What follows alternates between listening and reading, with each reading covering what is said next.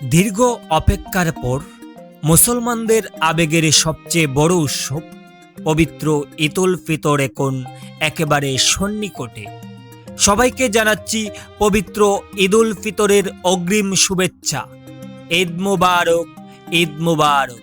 রমজান মাস শেষ হয়ে শাওয়াল মাসের প্রথম দিনই উদযাপিত হয় পবিত্র ঈদ উল ফিতর। তবে এখন সবার মনে একটাই প্রশ্ন, 2024 সালের রমজান মাস কি 30 দিনে পূর্ণ হবে নাকি 29 রমজানেই শেষ হবে? এ বিষয়ে সৌদি আরব সহ বিভিন্ন দেশের চাঁদ দেখা কমিটি কি বলছে, বিস্তারিত জানতে আমাদের এই চ্যানেলটি সাবস্ক্রাইব করে সম্পূর্ণ ভিডিওটি দেখতে থাকুন। 2024 সালে বাংলাদেশে পবিত্র রমজান মাস শুরু হয়েছিল 19 ফেব্রুয়ারি। হিসাব অনুযায়ী যদি রমজান মাস 29 দিনে শেষ হয়, তাহলে বাংলাদেশে পবিত্র ঈদ উল ফিতর উদযাপিত হতে পারে 20 মার্চ শুক্রবার।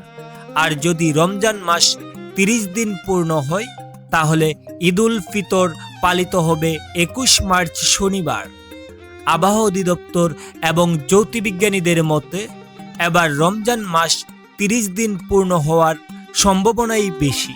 এখন দেখা যাক কেন 30 রমজান হওয়ার সম্ভাবনাই বেশি। পাকিস্তান সুপার মুন কমিটি এবং আবহাওয়া অধিদপ্তর ঈদের চাঁদ দেখা নিয়ে তাদের বৈজ্ঞানিক পূর্বাভাস দিয়েছেন। তাদের তথ্য অনুযায়ী 19 মার্চ চাঁদের বয়স হবে মাত্র 12 ঘন্টা 41 মিনিট। সাধারণত কালি চোখে চাঁদ দেখতে হলে চাঁদের বয়স কমপক্ষে 15 থেকে 16 ঘন্টা হওয়া প্রয়োজন।